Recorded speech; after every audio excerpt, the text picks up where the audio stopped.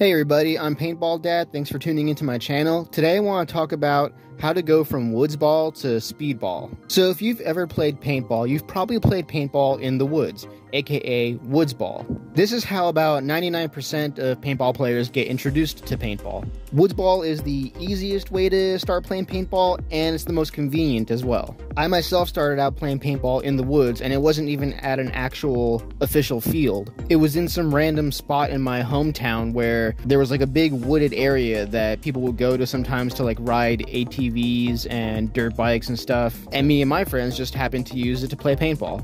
Woods ball is also the most common format for paintball because, let's be real, the basic premise of paintball in general is that you're simulating war. And through woods ball, it's very easy to recreate war-type scenarios. There's lots of paintball fields around the country that actually have organized scenarios that are designed to simulate actual war events like D-Day, Vietnam, and a lot of paintball fields nowadays even have fields that are designed to look like the maps out of popular war-type video games like Call of Duty. So it's easy to see why woods ball is very popular. But now if you've ever been to an organized paintball field, you might have seen some guys wearing brightly colored jerseys with cool graphics on them and numbers and names and sponsors on the sleeves, and they play on a much smaller field that has inflatable bunkers and is about the size of a soccer field. This is what is commonly known as speedball. Speedball is the format of paintball that is played in the organized competition leagues for paintball. And it can be kind of intimidating on the surface level when you watch a speedball game, because you're going to notice that the movements are very fast, the game is very short,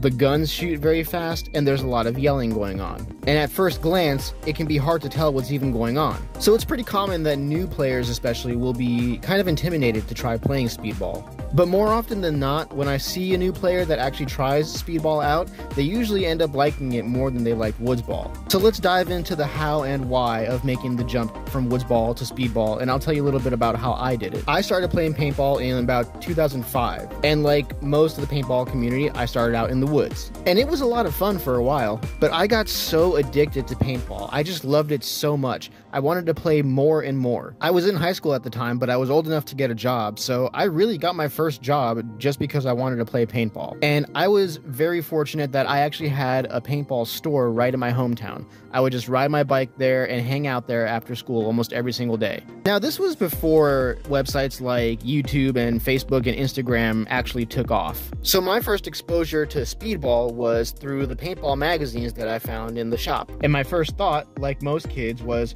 wow, this is so cool. I could probably be a pro paintball player someday. So at the time, that was actually my goal. I wanted to be a competitive paintball player and maybe go pro someday. But that's not the only reason to make the jump from woods ball to speedball. At its very core, I think the real reason why anybody would make the jump from woods ball to speedball is because you just love the game so much and you want to get more and more of it. I actually went to a recreational paintball field not too long ago, and I played some woods ball. And as much as I had fun, I do have to admit that there was a part of me that just wasn't getting fulfilled.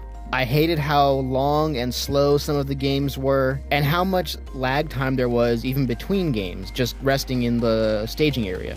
So to me, that's the number one reason why anybody would make the jump to speedball, is that if you love the game so much, you want to keep playing more and more. You want to play more games throughout the day, you want to play faster, you want to get as many games in as possible, and maybe you even want to sharpen your skills. Then making the jump to speedball is the way to go. Now, when I say that, I don't want to sound like I'm saying that all woods ballers have lower skill quality than speedball players, but there definitely is a different set of skills that you will refine by playing speedball, which you wouldn't get to exercise by playing woods ball. And I'll give you a perfect example. There's a guy that I know from the recreational field that I play at, and he is very good at woods ball. He will beat me every single time that we are on the field. I know that as a guarantee. There's been plenty of times that he'll shoot me and I won't even see where he was. But then one day I challenged him to a one-on-one on a speedball field, and I was able to beat him consistently on the speedball field. So what I learned from that experience is that both game types have their own unique set of skills. While he might have the ability to use camouflage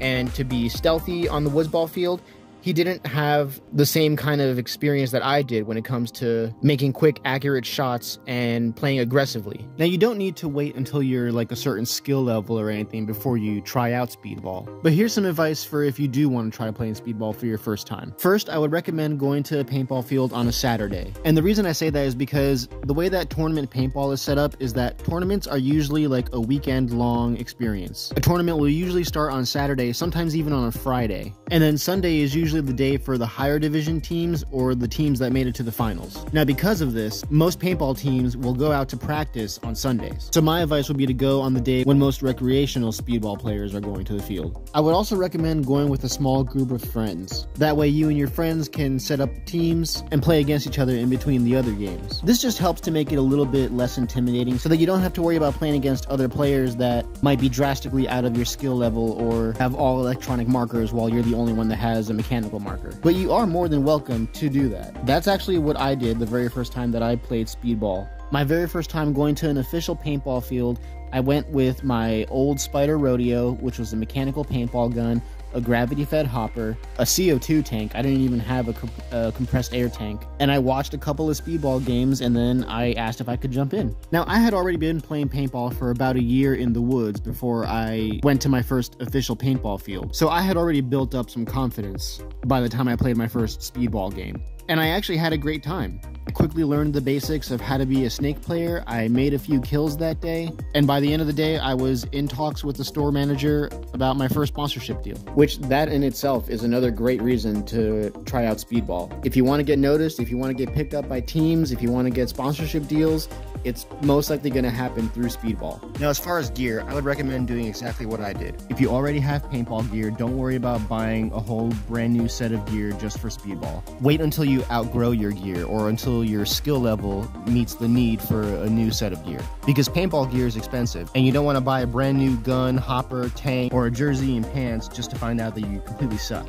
First, jump on a speedball field and see how you like it, and learn some of the basic skills. Then as your skills grow, figure out what you need to get in order to help you become a better player. Like I said, when I first played speedball, I actually played with a mechanical marker, nothing electronic, and really nothing fancy at all on me. Then after playing a couple times, I learned that I do very well as a snake player. So I started to buy gear that would help me to become a better snake player. The very first things that I bought were pads. I bought forearm protectors and knee pads. Then I got myself a pair of cleats so I could run a little faster. And then I got a better mask for myself so I wouldn't have to deal with my lens fogging up. Really, the last thing that I upgraded was my gun. And by that time, my sponsor was ready to help me with getting a really good gun for a really good price. And this was back in like 2006 or 2007. So my first speedball gun was a Proto Matrix 6, which is pretty similar to the die rail of current times. But the point that I'm making is that I made sure to improve my skill level before dumping thousands of dollars into high-end equipment. Well, that covers pretty much everything on how and why to make the jump from woodsball to speedball. Trust me, it's really not as intimidating as it looks from the outside. If you love paintball, then it's